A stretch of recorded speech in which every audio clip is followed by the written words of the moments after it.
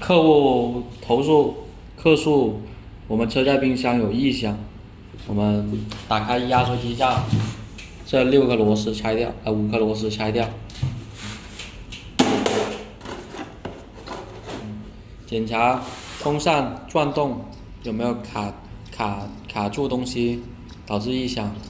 这样转动没问题。检查这根细管有没有碰到这些金属抖动，碰到。检查这个支架有没有漏螺丝、少螺丝导致异响。现在检查3大步骤。